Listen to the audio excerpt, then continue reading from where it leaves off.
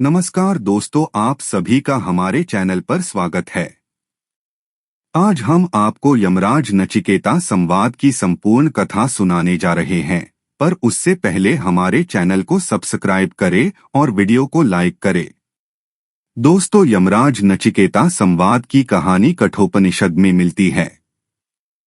एक बार वाजश्रवा ऋषि ने विश्वजीत यज्ञ किया। उन्होंने संकल्प लिया था कि इस यज्ञ की समाप्ति के बाद मैं अपना सब कुछ दान कर दूंगा। वाजश्रवा ने यज्ञ का आयोजन किया तथा यज्ञ की समाप्ति के पश्चात वो अपनी बूढ़ी गायों को दान करने लगे। तब ऋषि वाजश्रवा के पुत्र नचिकेता ने यह सब देखा तो उसने सोचा कि इन असहाय बूढ़ी गायों को दान में देकर मेरा पिता नर्क का अधिकारी बन रहा है, मुझे इन्हें ऐसा करने से रोकना चाहिए। नचिकेता ऋषि वाजश्रवा के पुत्र थे। नचिकेता ने अपने पिता वाजश्रवा से कहा कि पिताजी, आप इन असहाय तथा बूढ़ी गायों को क्यों दान कर रहे हैं? अब तो इन सब में ज्यादा चलने फिरने की भी शक्ति नहीं है। इस बात पर ऋषि वाजश्रवा क्रोधित हो गए। वो बोले कि अब तू मुझे बताएगा कि मुझे क्या करना चाहिए और क्या नहीं करना चाहिए। फिर नचिकेता ने ऋषि वाजश्रवा से कहा कि आप तो अपनी समस्त प्रिय वस्तुओं का दान कर रहे हैं। मैंने सुना है कि अपने पिता के लिए उसका बेटा ही सबसे प्रिय होता है, तो हे पिताजी, आप मुझे किसे दान में देंगे?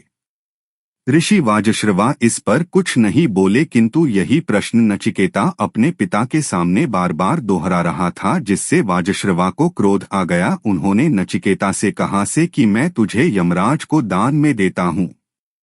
यह सुनकर नचिकेता बहुत प्रसन्न हुआ और अपने पिता की आज्ञा लेकर नचिकेता यमपुरी के लिए निकल गया। जब नचिकेता यमराज के द्वार पर पहुंचा तो वहां पर तैनात यमदूत ने नचिकेता से कहा कि इस समय यमराज यहाँ नहीं है। नचिकेता वहीं पर भूखा प्यासा यमराज की प्रतीक्षा करने लगा। 3 दिनों के पश्चात यमराज पहुंचे तो उन्हें नचिकेता से पूछा कि तुम कौन हो और यहाँ पर क्या कर रहे हो। तब नचिकेता ने यमराज से सब कुछ बता दिया। यमराज नचिकेता की भक्ति भावना से बहुत प्रसन्न हुए। यमराज ने नचिकेता से कहा कि तुमने 3 दिनों बिना कुछ खाए पिए मेरा यहाँ पर इंतजार किया है, अतः तुम मुझसे 3 वरदान मांग सकते हो। मैं तुम पर बहुत प्रसन्न हूँ। तब नचिकेता ने यमराज से कहा कि हे प्रभु, यदि आप मुझ पर प्रसन्न है तो मैं आपसे 3 वरदान मांगने को तैयार हूँ। नचिकेता ने यमराज से पहले वरदान में मांगा कि जब वह अपने पिता वाजश्रवा के सम्मुख जाए तो उनके पिता उन पर क्रोध न करें। इस पर यमराज ने नचिकेता से कहा कि तथास्तु, ऐसा ही होगा। अगला प्रश्न करते हुए नचिकेता ने यमराज से कहा कि अनंत अग्नि का रहस्य क्या है? एक बालक के मुख से ऐसा प्रश्न सुनकर यमराज आश्चर्य में पड़ गए। यमराज ने नचिकेता को अनंत अग्नि का रहस्य बताया तथा यमराज ने नचिकेता से कहा कि आज से उस अनंत की अग्नि को नचिकेता अग्नि के नाम से जाना जाएगा। उसके बाद नचिकेता ने यमराज से कहा कि हे प्रभु, मैं आपसे आत्मा, परमात्मा तथा मृत्यु के रहस्य को जानना चाहता हूँ। यमराज नचिकेता के इस प्रश्न को सुनकर आश्चर्यचकित हो गए। उन्होंने नचिकेता से कहा कि हे बालक, तुम्हारी जिज्ञासा तुम्हारी आयु से बहुत अधिक है। तुम इसके बदले में मुझसे अपार धन दौलत मांग सकते हो। इसके अलावा तुम मुझसे दीर्घायु का वरदान भी मांग सकते हो। नचिकेता ने यमराज से कहा कि नहीं प्रभु, मुझे यह सब कुछ नहीं चाहिए। मैं तो सिर्फ उस परमात्मा तथा जन्म और मृत्यु का रहस्य ही जानना चाहता हूँ और मुझे कुछ नहीं चाहिए। यमराज नचिकेता से प्रसन्न होकर यमराज ने नचिकेता को ब्रह्मज्ञान तथा आत्मा और मृत्यु का गूढ़ रहस्य बताया।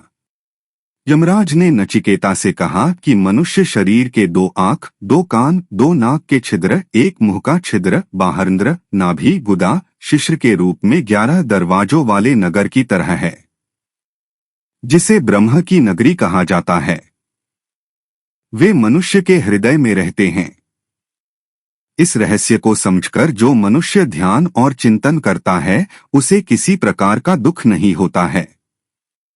ऐसा ध्यान और चिंतन करने वाले लोग मृत्यु के बाद जन्म और मृत्यु के बंधन से मुक्त हो जाते हैं।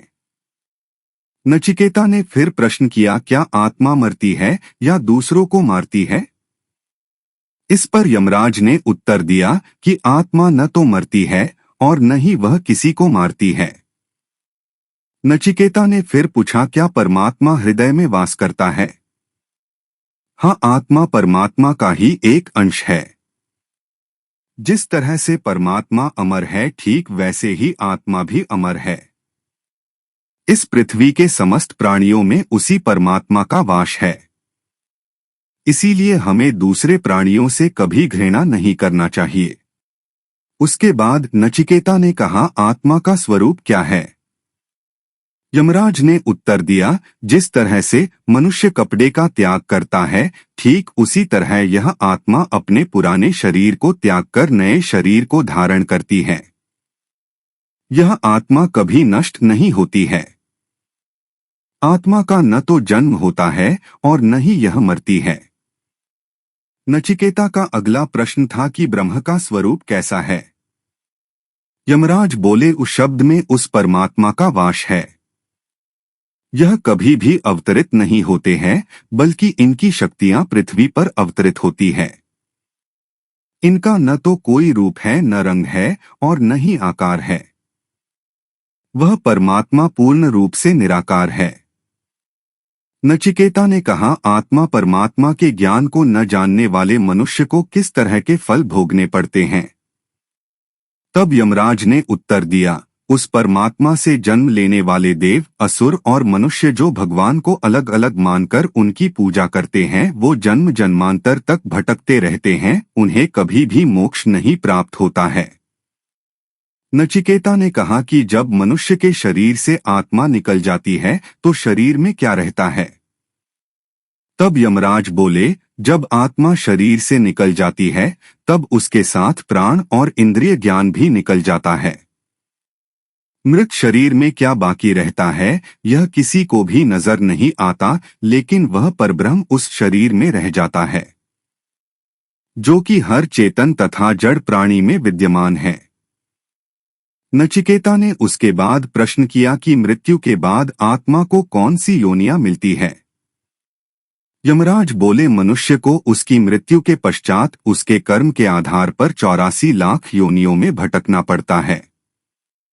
इसमें पेड़, पहाड़, सांप, कुत्ता, बिल्ली, इस तरह 84 लाख योनियों में भटकना पड़ता है। उसके बाद ही मनुष्य तन प्राप्त होता है।